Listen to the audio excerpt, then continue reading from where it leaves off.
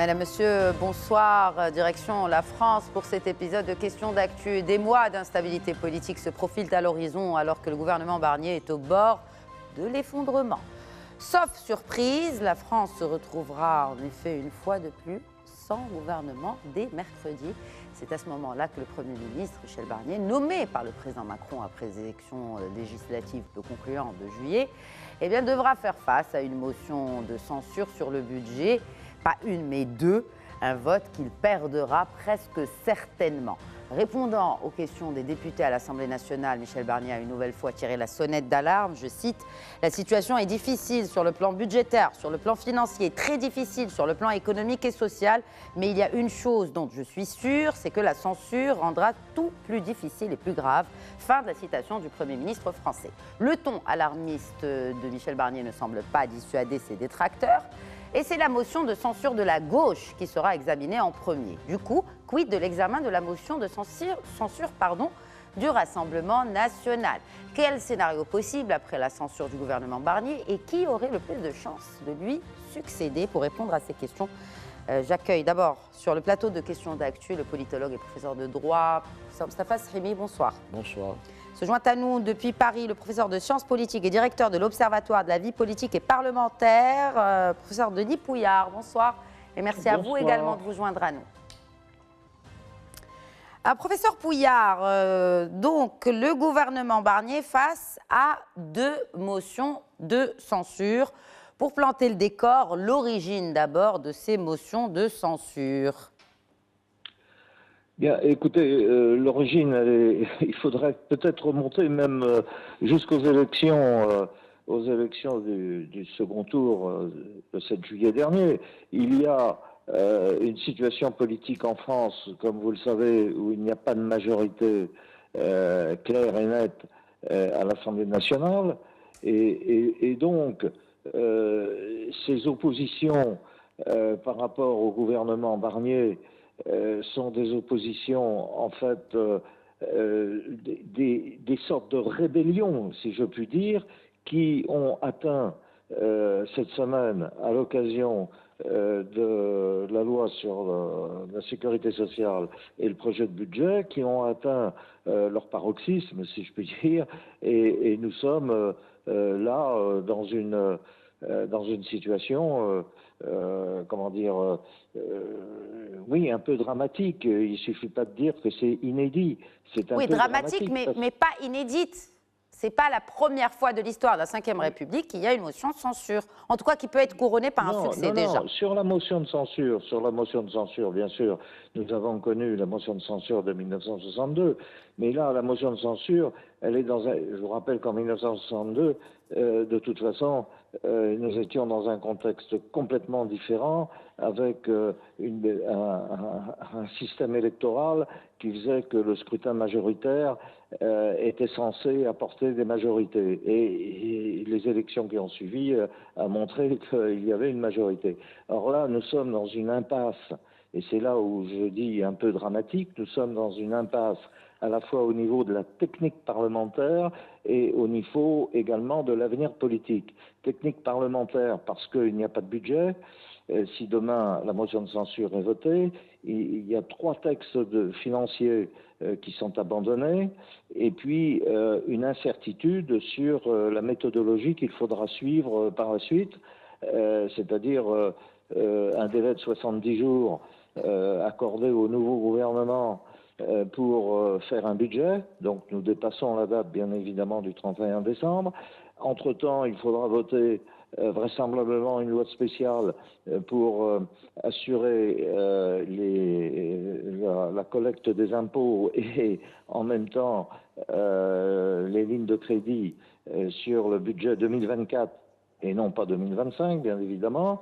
Et puis, pour la sécurité sociale, il faudra aussi prendre les mesures qui s'imposent, notamment au niveau de l'Agence centrale des organismes de sécurité sociale, ce qu'on appelle l'ACOS, pour avoir les autorisations à lever des fonds sur les marchés financiers si l'on veut continuer très prochainement à payer les retraites et à payer les prestations sociales.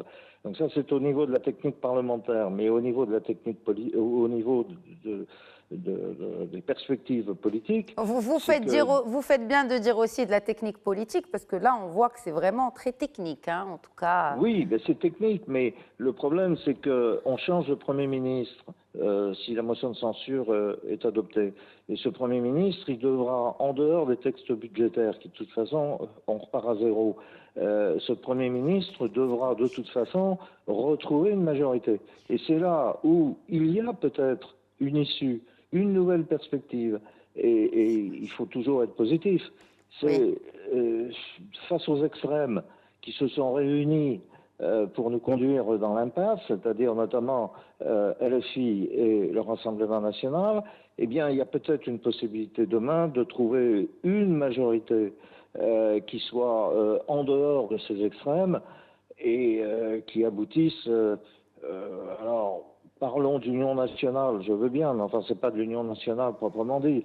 L'union nationale, il faut regarder si elle se vérifie au niveau du pays. Or, l'Union nationale, pour l'instant, on en parle au niveau du Parlement. Or, ce sont des groupes parlementaires et c'est une situation totalement différente. Très bien. Alors, professeur Asrimi, on le voyait à l'instant dans les images qui défilaient, c'est certaine Marine Le Pen. Et le rôle du Rassemblement national, Denis Pouillard évoquait à l'instant les deux extrêmes, donc LFI et le RN.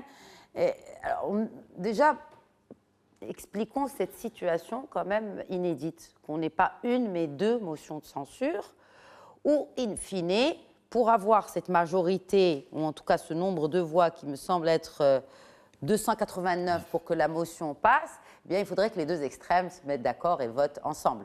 Tout à fait. Peut-être pour commencer des précisions. C'est dans l'histoire de la Ve République, depuis 1958, c'est effectivement la deuxième motion de censure. On verra le vote demain à 16h. Hein, tout à fait. Mais il y a des fortes chances évidemment que ça passe. La première a eu lieu, comme l'a dit mon collègue, donc en octobre 1962.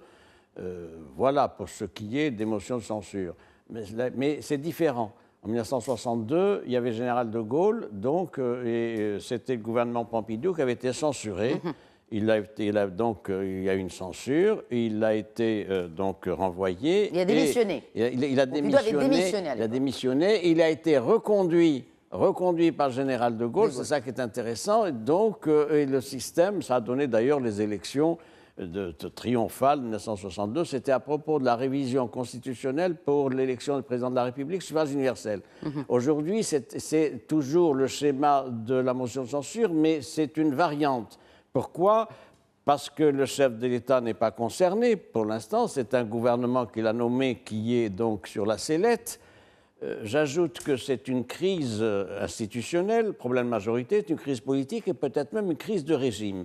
Crise institutionnelle, ce gouvernement n'a pas eu une forte majorité quand il a été investi, le gouvernement Barnier. Il avait une majorité relative du fait qu'il y avait le nouveau Front populaire donc, qui avait voté contre, mais c'est intéressant de relever que le Rassemblement national de Marine Le Pen s'était abstenu.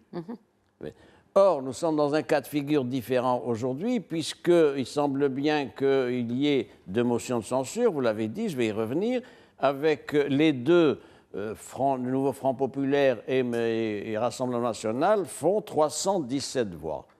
Pour une majorité absolue, donc de 200, ça fait que 289, ça fait 28. Donc c'est confortable. Le problème est de savoir maintenant, ce plan de la technique de procédure, il y a deux motions de censure. La première a été déposée, c'est celle donc du nouveau Front populaire, mais si la France insoumise. Elle passe, si cette motion de censure, et c'est celle de la gauche, du Front de gauche, qui va passer en premier, rappelons-le, si elle arrive à récolter cette majorité absolue, il n'y a nul besoin de la motion de censure du RN. Il faut qu'il y ait la majorité absolue.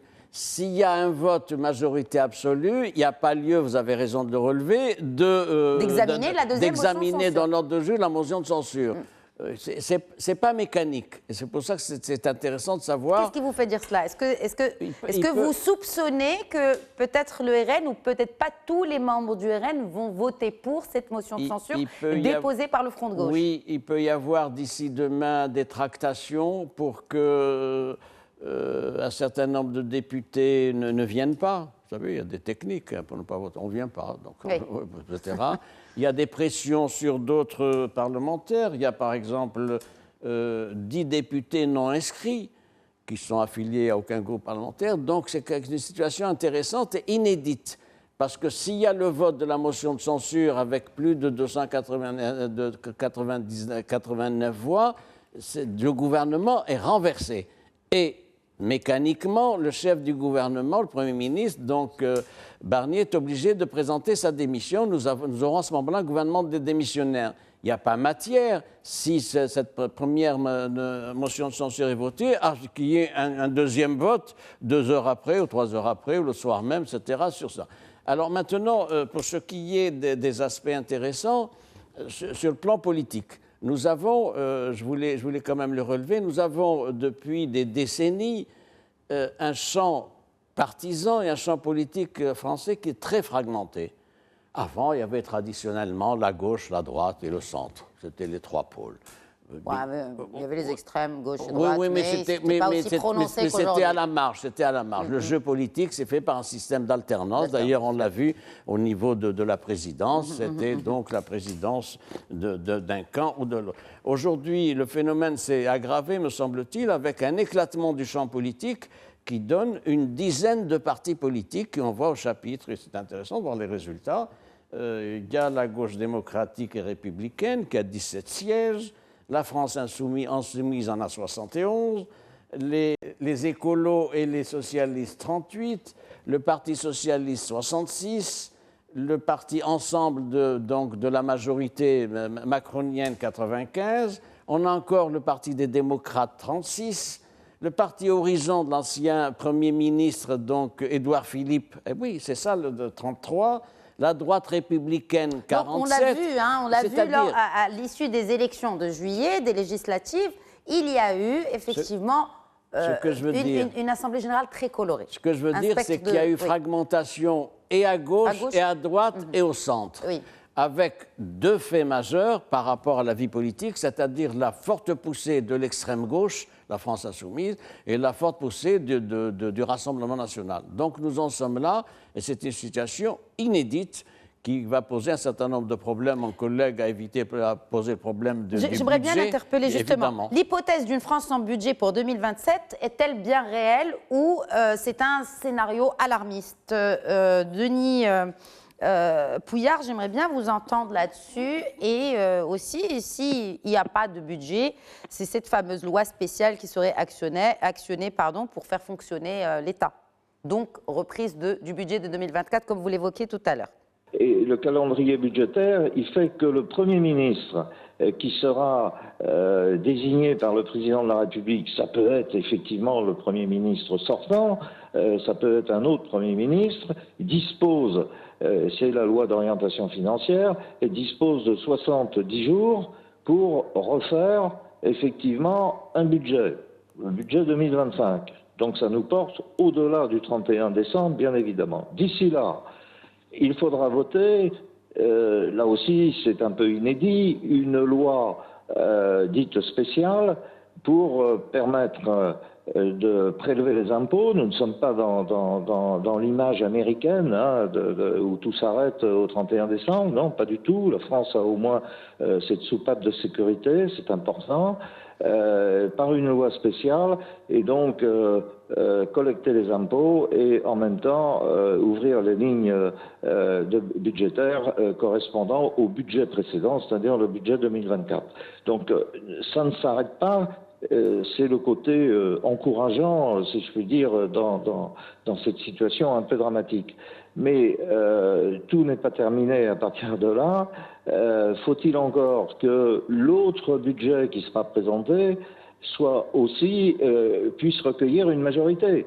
Sinon, on continue la situation de blocage. Et je vous rappelle que notre Constitution prévoit effectivement, je pense qu'on n'en arrivera pas là, mais à l'extrémité de l'utilisation de l'article 16, qui a été utilisé une fois, mais dans d'autres circonstances. Parlez-nous davantage de cet article 16, Denis Pouillard, je vous prie. Parlez-nous davantage de ce que prévoit cet article 16 qui donnerait quand même le plein pouvoir au président, pour la faire courte. Oui, mais cet article 16, je viens de le lire, c'est dans des conditions exceptionnelles. Je pense qu'on aura résolu les problèmes d'ici là. C'est une situation de blocage qui fait que le blocage, les institutions, et notamment les institutions, le régime financier de l'État, ne peut plus fonctionner. Et donc, effectivement, le président de la République peut déclencher l'article 16. Bon, je ne garantis rien au niveau, disons, de la paix démocratique s'il devait faire ça. Quand l'article 16 a été déclenché par le général de Gaulle, c'est parce qu'il y avait un putsch en Algérie et des militaires mis en cause. Mais là, c'est pas le cas. Et donc, le pays pourrait s'inquiéter effectivement d'une utilisation de l'article 16 alors qu'il n'y a pas de péril proprement dit institutionnel, c'est-à-dire le rouage et le fonctionnement de nos institutions. En revanche, effectivement, l'article 16 peut aller jusqu'à l'extension du blocage des institutions financières. Mustapha Sahimi, une réaction, je vous voyais réagir aux propos de Denis Pouillard. Sur l'article 16, effectivement, il a servi une fois en février 1961, quand il y a eu à Alger le putsch des généraux. Le général de Gaulle a utilisé l'article 16 et il l'a utilisé pendant 18 mois, si j'ai bonne mémoire, jusqu'à septembre 1962. Je soutiens, si vous le permettez, qu'il n'est pas possible pour le président Macron d'utiliser l'article 16. Pourquoi? Parce que l'article 16 définit les circonstances dans lesquelles il peut être mis en œuvre. Quelles sont ces circonstances? Quand il y a une menace sur les institutions de la République, menace sur l'indépendance nationale, menace sur l'intégrité territoriale ou menace sur l'exécution des engagements internationaux. Et il ajoute dans la même phrase « et que le fonctionnement régulier des pouvoirs publics constitutionnels est interrompu. » Nous ne sommes pas dans ce schéma-là, et donc le président Macron ne peut pas invoquer le fait qu'il y ait un blocage parlementaire éventuel, en tout cas c'est le cas et c'est aggravé, pour utiliser l'article 16. Alors, pour ce qui est de la question de la loi de finances que vous avez posée, effectivement, un Premier ministre nommé il a 70 jours ou reconduit, si c'est le cas, après tout, il peut être reconduit s'il y a des arrangements qui se font d'ici là ou dans les 48 heures en faveur de Barnier. C'est une hypothèse qu'il ne faut pas exclure. Il peut y avoir des tractations, des compromis, on etc. parle déjà d'autres noms qui oui, sont en train de circuler toute la journée, avant même le vote. Je n'exclus pas sur le papier l'hypothèse de la reconduction de Barnier, même si ça me paraît improbable. Mais nous travaillons sur des hypothèses.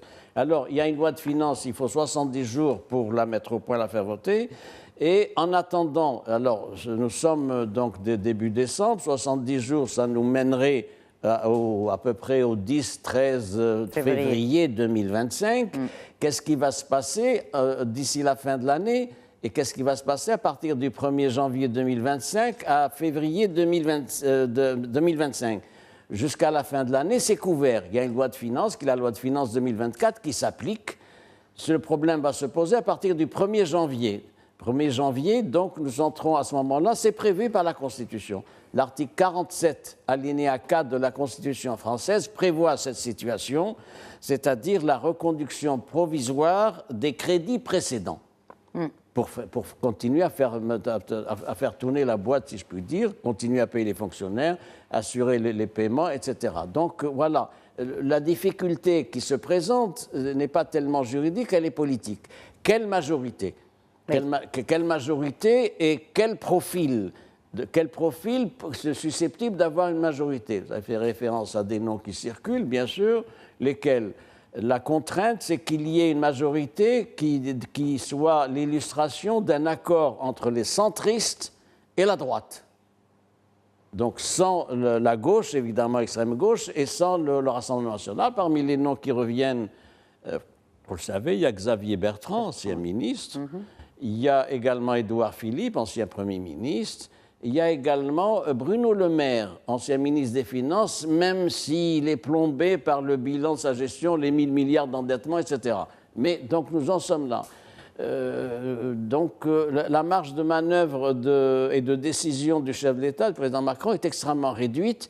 Il faut un profil donc, qui permette un accord entre les centristes et la droite. Qu'en est-il de la gauche? Denis Pouillard. Les centristes et la droite, non. J'émets un avis différent. Justement, c'est pour ça que je vous interpelle aussi sur le reste des formations politiques qui pourraient être, ou dont pourrait être issu le prochain Premier ministre français après ce vote de motion de censure de Manon Césaire. Je parlais tout à l'heure des extrêmes. Les extrêmes, c'est LFI et RN. Il y a une chose qu'il ne faut pas oublier, c'est que lors des élections législatives, le 7 juillet au soir, le premier qui a pris la parole à la télévision, c'est Mélenchon. Pour dire quoi? Pour dire, on a gagné, c'est le nouveau Front populaire qui a gagné. Non, non, non et non. Ce qui a gagné le 7 juillet, ce n'est pas le nouveau Front populaire, c'est le Front républicain, qui a fait que des gens, notamment des élus LFI, ont été, un petit nom, c'est vrai, ont été réélus grâce aux voix d'électeurs de droite qui ont suivi la discipline. C'est valable également, et en plus large proportion, pour le groupe socialiste. C'est près de la moitié du groupe socialiste, reconduit ou nouvellement élu. Et puis le même phénomène se trouve pour des députés du centre et de droite. Donc c'est là le problème politique à l'heure actuelle et qui rentre dans l'équation du président de la République. Et donc il n'y a pas, la seule solution, c'est pas uniquement le bloc central avec la droite. On en sort, là, on en sort ou on va en sortir demain de cette hypothèse-là. Il y a aussi l'hypothèse qui est dans l'esprit de l'intérêt général et non pas des intérêts particuliers des uns et des autres. Et l'intérêt général, c'est effectivement, là, en politique, d'aller du Parti socialiste, les sociaux-démocrates, disons, jusqu'à une partie de LR. Et ça, il y a une majorité, effectivement.